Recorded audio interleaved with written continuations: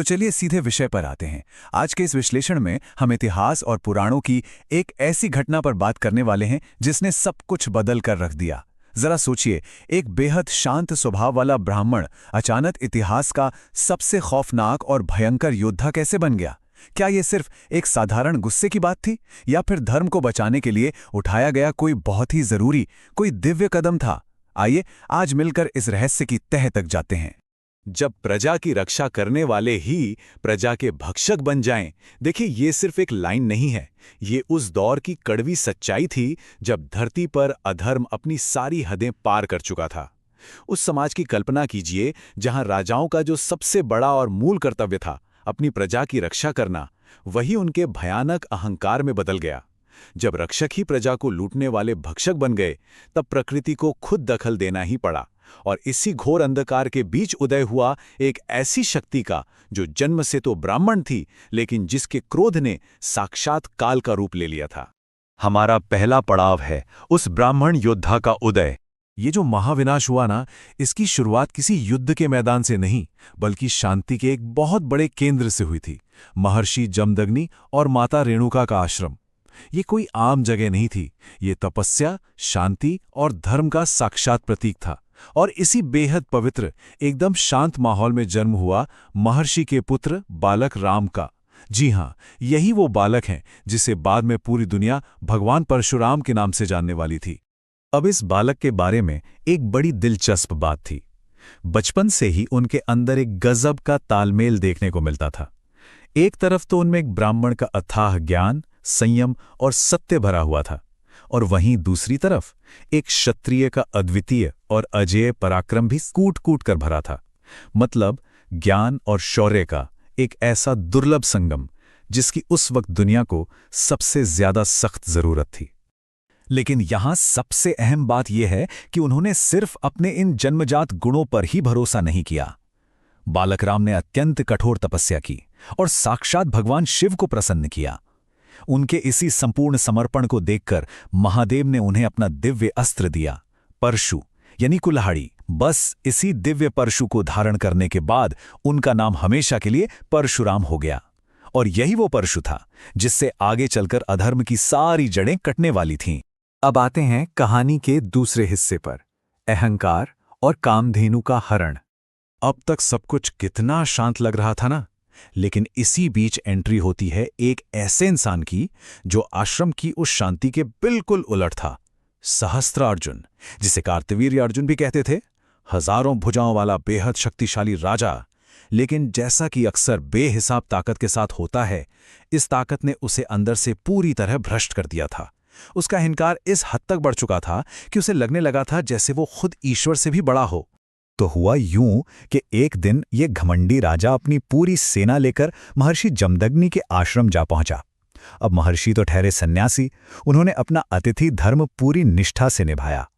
आश्रम में सबकी सेवा करने वाली एक दिव्य गाय थी, कामधेनु, और इसी कामधेनु के चमत्कारिक प्रभाव से महर्षि ने सहस्त्रार्जुन और उसकी विशाल सेना का ऐसा भव्य सत्कार किया जिसकी किसी ने कल्पना भी नहीं की थी। और बस यहीं से पूरी बाजी पलट गई। पहले दावत मिली तो राजा हैरान रह गया, फिर उसके मन में जागा एक भयानक लालच।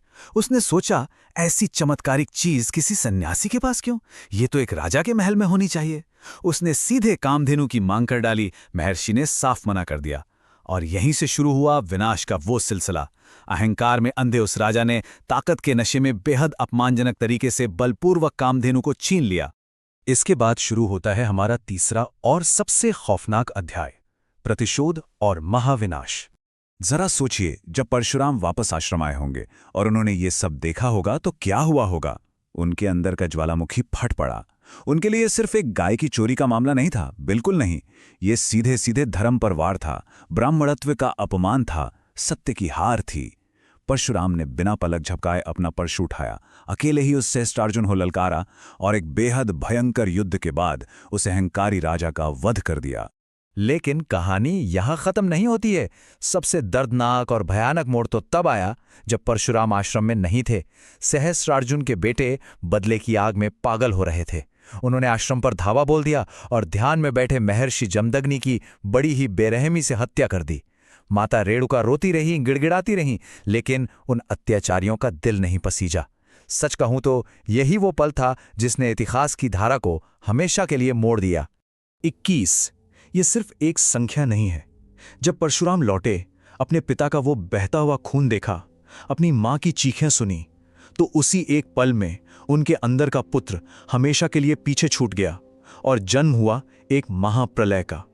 उन्होंने वहीं खड़े होकर एक रोंगटे खड़े कर देने वाली प्रतिज्ञा ली कि वो इस पूरी धरती को ऐसे अत्याचारी क्षत्रिय राजाओं से 1 या 2 बार नहीं, बल्कि पूरे 21 बार खाली कर देंगे। चौथा भाग, धर्म की स्थापना और त्याग। और उन्होंने अपना वचन निभाया भी। एक एक करके सत्ता के नशे में चूर हो चुके उन तमाम राजाओं को उन्होंने खत्म कर दिया। पूरी पृथ्वी को 21 बार अन्यायी शासकों से मुक्त किया गया। लेकिन यहाँ एक बात बहुत गहराई से समझने वाली है। ये कोई आम इंसानी बदला नहीं था, ये धर्म की वो आग थी जिसका धधकना बहुत जरूरी हो गया था। उन अत्याचारियों को मिटाना जरूरी था जो अपने धर्म और मर्यादाओं को ताक पर रख चुके थे।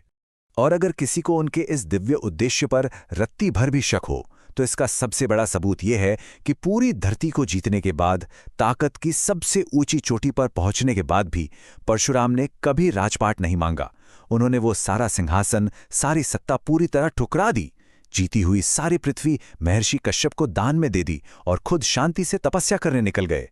उनका मकसद सिर्फ धर्म की स्थापना था, सत्ता का सुख भोगना नहीं। और अब आते हैं अपने आखिरी हिस्से पर, अमर परशुराम की शिक्षा। इतनी बड़ी और भारी ऐतिहासिक घटना से हम क्या सीख सकते हैं? बहुत साफ है। पहला, धर्म और सच्चाई को बचाने के लिए कभी-कभी कठोर फैसले लेने ही पड़ते हैं। दूसरा, माफ कर देना बेशक बहुत महान काम है, लेकिन किसी भी तरह के अन्याय को चुपचाप सहते रहना उससे भी बड़ा पाप है। और सबसे अहम बात, सत्ता और ताकत को कभी भी अपनी हदें नहीं भूलनी चाहिए। भगवान परशुराम इतिहास की वो सबसे बड़ी चेतावनी है जो हर दौर के सत्ता के अहंकार को आईना दिखाती है। और अंत में एक ऐसा सवाल जो सच में सोचने पर मजबूर कर देता है। हमारी मान्यताओं के अनुसार भगवान परशुराम चिरंजीवी हैं, यानी वो आज भी अमर हैं और वो कल की अवतार की प्रतीक्षा कर रहे हैं। तो जरा सोचिए, जब भविष्य में अधर्म और अन्याय फिर से अपनी सारी हदें पार कर देगा तब क्या होगा? क्या न्याय का ये चक्र एक बार फिर घूमेगा? सत्य, ताकत और न्याय के इस कभी न खत्म होने वाले शाश्वत संतुलन के बारे में सोचिएगा जरूर। आज के इस विश्लेषण में बस इतना ही।